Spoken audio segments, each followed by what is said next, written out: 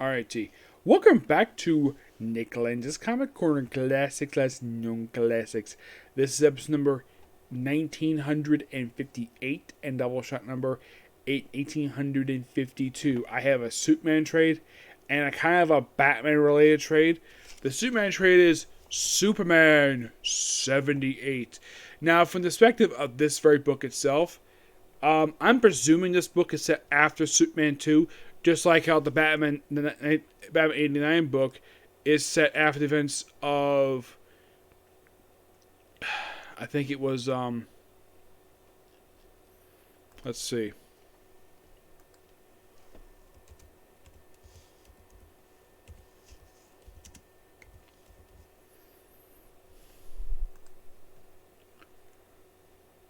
Okay, so it's set after Superman 2. It ignores the events of the sequels of Superman 3 and 4. Good, because they're not that good sequels. Which, gotta praise the fact the writer of this book, Robert Venditti, who actually, I met him, I think it was not long after the first issue came out that I got a chance to meet him. I believe it was just, was it last year I think it was? Or, I think it may have been this year I met him. The trade not been released yet for it. So, pretty much in the way, this book has debut of two major things. Number one, it has debut in this universe of Brainiac. Yes, Brainiac. And also we do see the debut of Lex Luthor's war suit. Yes, his war suit. That was, from what I read a little research about the suit, it was designed by the late Neil Adams. It was one of his very few contributions he made to Superman by designing the suit. Now, I love the fact Venditti writes, well, Lex to be as over-the-top as he was in the movie, played by the awesome Gene Hackman. And here's a sad fact about some of the actors who appear in the movie. Gene Hackman, from I Can Tell Us Different Alive, Christopher Reeve, who this one's based on, he is no longer alive. The actor Perry White is no longer alive. And I believe just a few years ago, the actress played Lois. I don't think she's alive either. Let me take a look here about that one.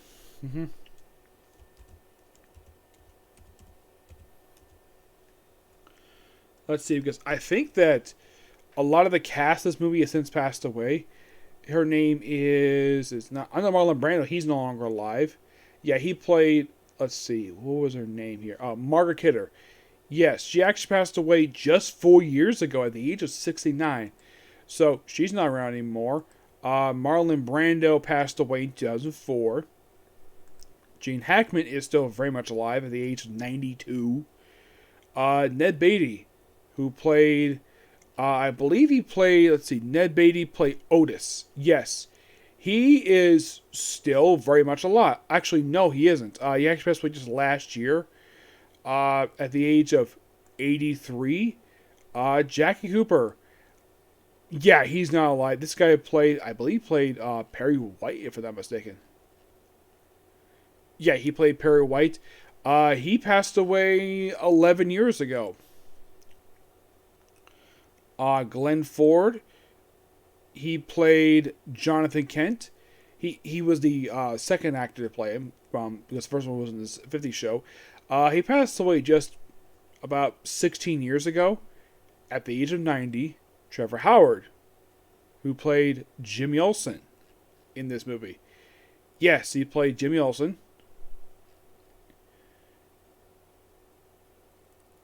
Well, actually, he played an elder, but I thought this guy played. He passed away back in 1988, about a few months before I was born. Valerie Perry, who was Ev Tessmacher. I believe she was Lex's assistant. She actually is still very much alive at the age of 7. She's retired. Maria Shaw, she is no longer alive. She passed away in 2005. And who did she play in Superman 1? Bod Ah? Yeah, one of the Kryptonians. Terrence Stamp. Oh, he's still very much alive at the age of 84, and he's still freaking acting. Yep. There is Silas Texter. She played Maud Kent, and it was actually her last film she did. Passed away 10 years ago. Yep. And Susanna York. She played Laura. Yeah, I think she was one of their characters. Yeah, but Gene Hackman, oh yeah, he's still very much alive. Christopher Reeve only passed away back in 2004. But before he passed away, he did make 2 guest star appearances on episodes of Smallville. Great to see the guy. It was the only time I actually saw him in live action, like, as it was coming out, because when this movie came out, I wasn't born yet. Not at all. Now, Brainiac is basically acting like he normally does, where he's basically stealing planets. At one point in the book, he tries to steal Metropolis itself, put in a freaking bottle. Because it's Brainiac. Though the first outfit, the first look they give him, when he appears in this very book, is not exactly like the... Now, when he looks traditional Brainiac, now this one here, this look right here, that's actually early 80s Brainiac. Just before Crisis on Infinite Earths, he basically put on this very attire. He actually go with this very look for himself. Yeah, it was basically like very early 80s, before Crisis on Infinite Earths. Now, in the case of the actual look for Brainiac, it's more heavily inspired by, from what I can tell, it looks like it's inspired by a little bit of mixture of the classic Silver Age version and the one that appeared in Jeff Johns' Brainiac story. Yeah, and also in the story, it's revealed that apparently that Brainiac took he took a city, the very city that the basically Jor-El and Laura-El basically was part of, and put it on the ship. And when he beats Brainiac, his ship explodes. Though apparently they gave him the ship that basically that I have seen also pop up on a couple episodes of Static Shock, which is interesting. Yep. But this overall, by the way, they actually give a tribute to the late Richard Donner, who passed away last year, and I do appreciate them doing that. And it is great, though, that they ignore 3 and 4 because not thinking movies. It's similar in case with Batman 89, where they ignore the 2 sequels because they're not very popular with people, so just ignore them, keep the popular ones canon. Yep. Plus, you gotta love this. Yep. But this book is really good. I know that by the way, I give this book a 10 out of 10. I think it's really good. If you're a Superman fan, if you're a fan of the 1978 movie, check this book out. But the book is set after the events of Superman 2 because Lex is out of prison. Even though in Superman 2, he actually escaped from prison and formed an alliance with General Zod and his associates. Alright? But yeah, I know 89 apparently got, someone I know said he was too woke. I don't see how the book was written by the guy who wrote the script for the original movie. And you're thinking, really? He would do that? I read the book, nothing really woke about the book at all that I can see. Alright, moving that book, we have Punchline, The Trial of Alexis Kane.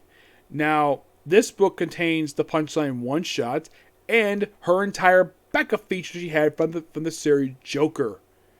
Written by one of her co-creators, James IV, though Sam Jones also does some co-writing here because here's the thing. James Tynion was also writing at this point when this book was coming out. He was also writing Batman and the main story for Joker. Now there's kind of like 3 different stories in here. You have The Trial of Alexis Kane, obviously. What Comes After a Joke, and Knock Knock. Now, pretty much everything here is written by just James Tynion IV. Now, Knock Knock is not written by him, it's written by somebody else. Alexis Prindle. Now, the artwork for Trial of Alexis Kane that's done by Sweeney Boo, Rasa Kempa, Belle Orgina, and Marco Ethel. The cover here is by Stanley Agram Liu. Now, most of this one is just basically what... Now, the Punchline one-shot is basically her kind of a chronological... it takes place prior to her debut in Batman Volume 3, number 93. It's just pretty much what she was up to prior to that particular debut.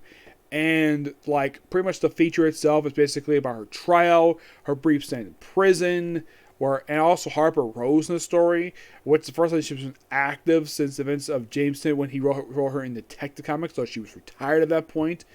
Yeah, her creator Scott Snyder retired her at the end of Batman Robin Eternal. So basically, I have her and her brother appearing here, along with her father Marcus Rowe, who's basically been out of prison for years. Now, in the case of Colin Rowe, he is actually full-blown gay. Now, also later on in the book, after Punchline upon a trial, she's pronounced not guilty, and then of course Harper gets a fight with her, and then Punchline does something completely unexpected. She pulls out Harper's nose ring. She's like, I really want to do it. And then, of course, she fights her. And then she just leaves. Leaves her there. But, of course, here's something quite cool. When the feature ended, it says to be continued in Punchline, Gotham. What's the name? Because basically it was revealed at the end of the actual feature. She actually gets her own miniseries. Mm-hmm.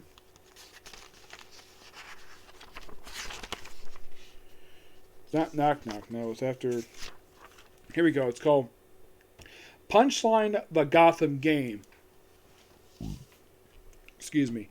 That is pretty much in the way her next appearance in that miniseries, which is going to be interesting to say the least. Yep.